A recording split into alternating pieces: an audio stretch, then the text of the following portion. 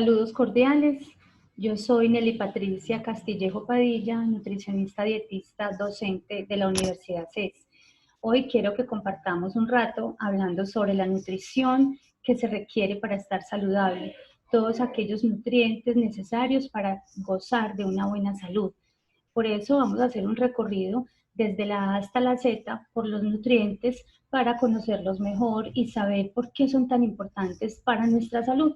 Vamos a partir de la definición de nutrición, que se define como la ciencia de los alimentos, nutrientes y otras sustancias, así como su interacción con la salud y enfermedad y los procesos por los cuales el organismo los ingiere, digiere, absorbe, transporta, utiliza y finalmente excreta.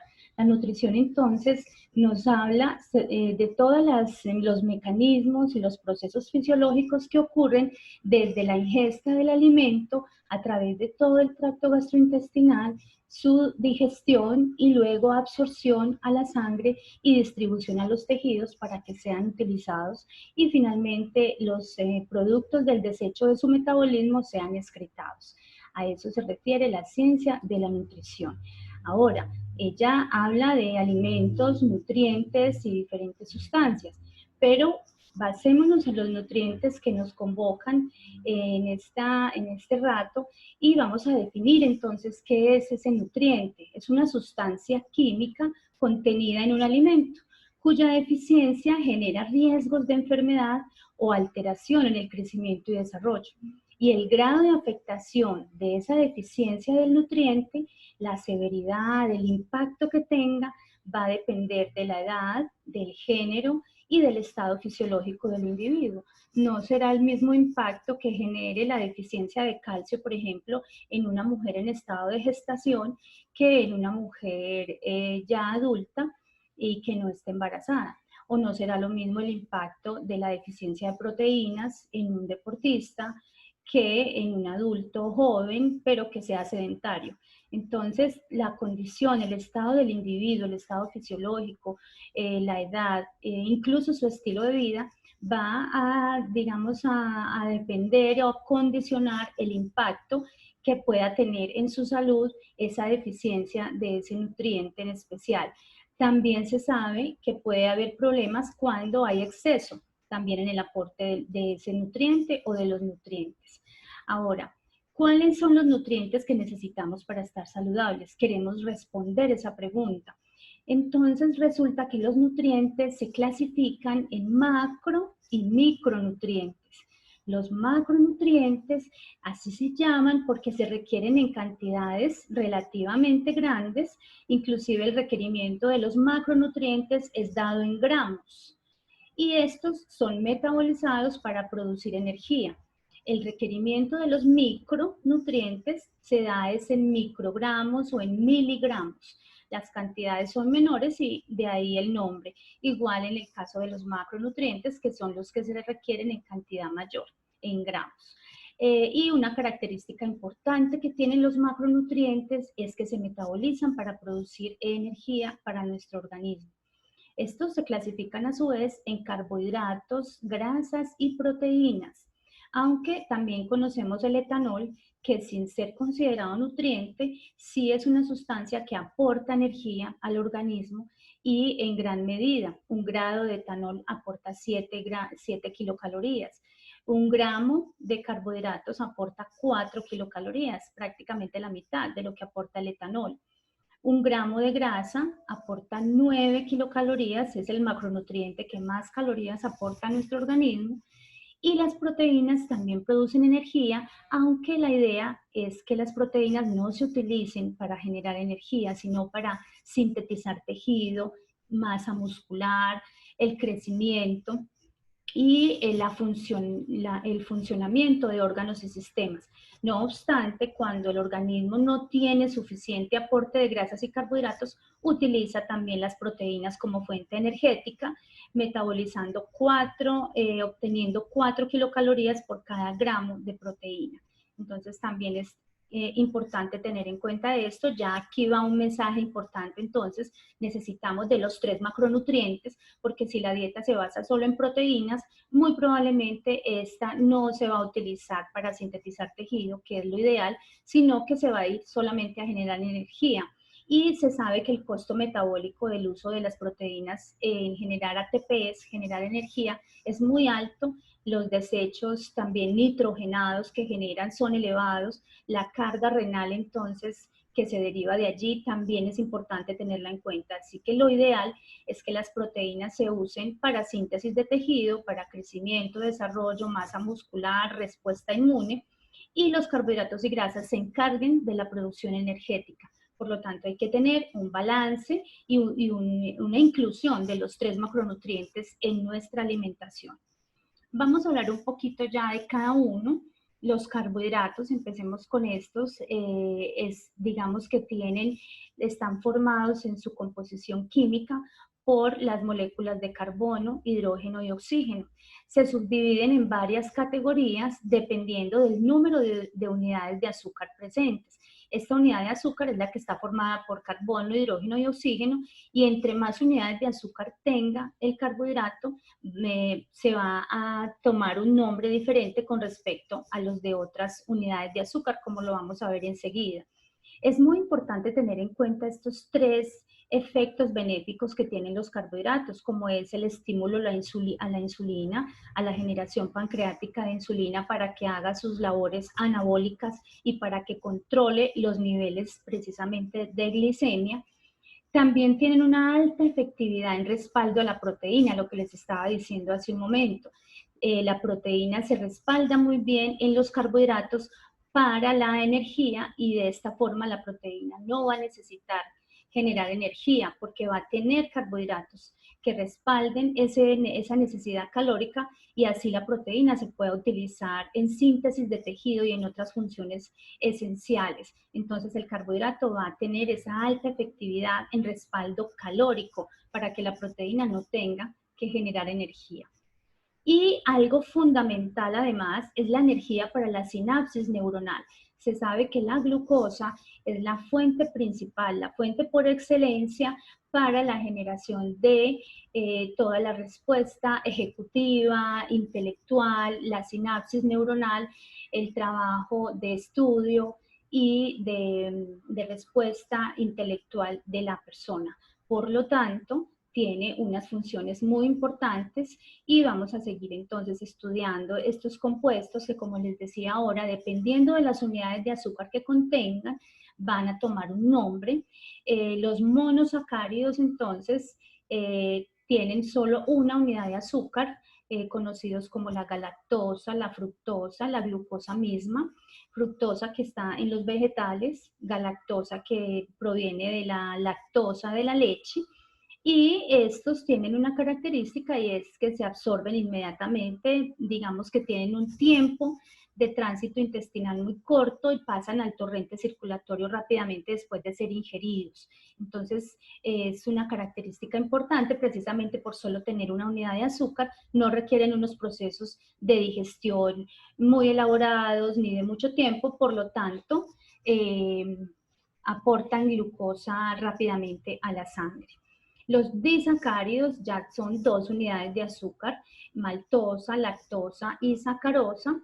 Luego vienen los oligosacáridos, que tienen entre 3 y 10 unidades de azúcar en su composición, conocidos como rafinosa y estaquiosa. Aquí hay una característica extra, y es que estos oligosacáridos precisamente no se digieren. El organismo humano, la digestión humana no logra digerirlos, por lo tanto siguen en el tránsito intestinal hasta el colon, donde se convertirán en fibra importante para funciones prebióticas y para ayudar a la formación de la flora intestinal saludable, de la microbiota saludable, y por lo tanto tienen un papel importante desde ese punto de vista, aunque no van a ser metabolizados porque no alcanzan a ser ni siquiera digeridos para luego pasar a la sangre y generar energía. Sin embargo, el colon lo sabe utilizar muy bien y pueden ser una fuente importante para ese establecimiento de la microbiota. Los polisacáridos, estos sí los absorbe perfectamente el tracto gastrointestinal humano, los puede digerir a través de las enzimas pancreáticas. El almidón, el glucógeno, tiene más de 10 unidades de azúcar y es luego de su digestión absorbido para ser utilizado ya a nivel hepático, convertido en depósito de energía en forma de glucógeno o para generar energía inmediata también. Entonces, así podemos clasificar también los carbohidratos dependiendo de la cantidad de unidades de azúcar que tengan en su compuesto.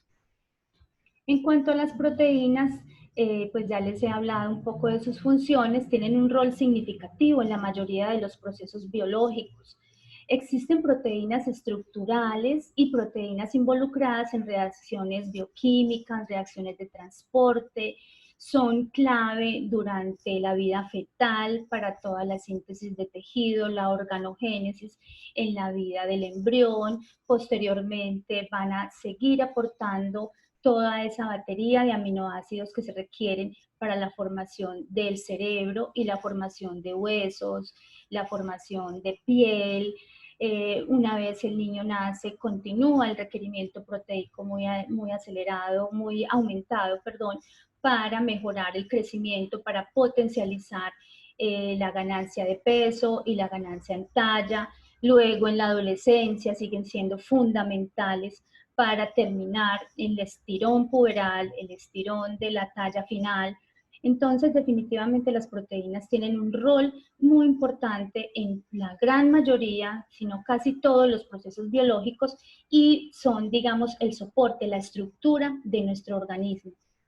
Estas proteínas, entonces, precisamente hablando de su función estructural, como los asemejamos casi siempre con un mural y cuyos ladrillos son los aminoácidos, son los que forman ese gran mural de la proteína y sabemos que existen 8 aminoácidos esenciales que son la metionina, leucina, isoleucina, fenilalanina, valina, lisina, triptófano y treonina.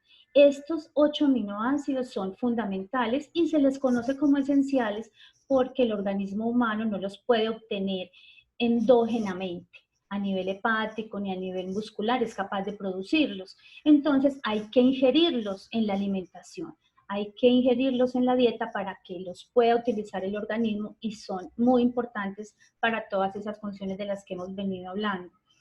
Además, en la infancia y en la adolescencia se conocen la arginina y la histidina como condicionalmente esenciales también en todo el crecimiento y desarrollo. En los recién nacidos prematuros también hay un condicionamiento de aminoácidos esenciales que si bien en la vida adulta no lo son, en este momento, en el periodo neonatal sobre todo, son fundamentales como es la cisteína, el ácido glutámico, la glicina y la tirosina, involucrada esta última en todos los procesos de la tiroides, tan importante también en ese eje estabilizador del sistema endocrino. Hay otros 4 aminoácidos que no son esenciales en ningún momento, en ninguna etapa de la vida, porque el hígado es capaz de sintetizarlos, que es la asparagina, alanina, serina y el ácido aspartico. De todas formas, todos estos aminoácidos van a entrar a formar esa gran estructura del cuerpo humano, a participar en todas esas reacciones biológicas, enzimáticas, inmunológicas de nuestro organismo. Por lo tanto, el nombre esencial está muy bien puesto para las proteínas, para los aminoácidos, porque son esenciales para la vida, para la salud, para el fortalecimiento del cuerpo humano y todos su funcionamiento en general. En cuanto a las grasas, conocemos que también son muy importantes. A las grasas se les ha dado poco protagonismo históricamente desde el punto de vista nutricional y se han querido relacionar muchas veces con efectos adversos a la salud. No obstante, cada vez más los estudios demuestran la importancia que tienen las grasas en la formación del cuerpo humano, en las funciones biológicas y por esto pues no podemos subestimarlas para nada. Por ejemplo, miren, son vehículos de vitaminas liposolubles.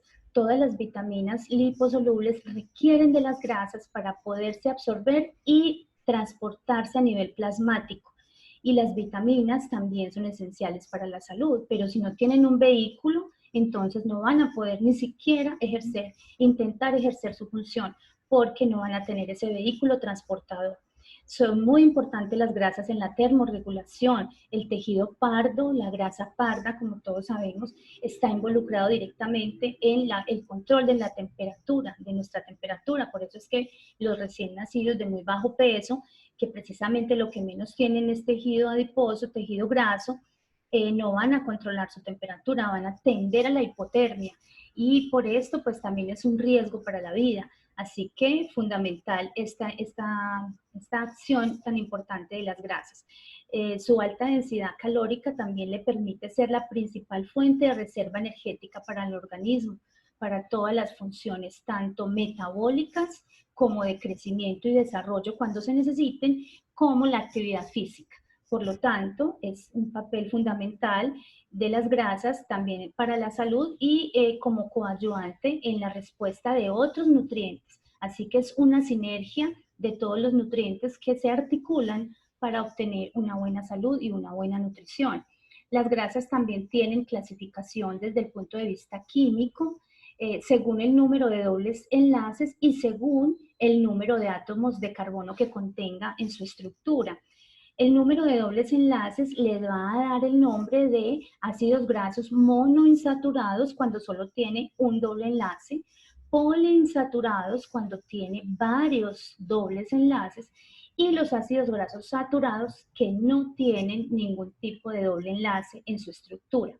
Ahora, los átomos de carbono también le van a dar una clasificación. Entonces yo puedo hablar de ácidos grasos de cadena corta cuando tienen menos de 4 carbonos en su estructura y estos ácidos grasos de cadena corta son fundamentales a nivel del colon para mantener estable la estructura colónica, la barrera colónica y para ser, digamos, un potente estimulador del colonocito, precisamente, mantener íntegro el colonocito. Los de cadena media tienen entre 4 y 12 carbonos en su estructura. Estos triglicéridos de cadena media, como los conocemos, no requieren procesos de digestión ni transportadores para absorberse.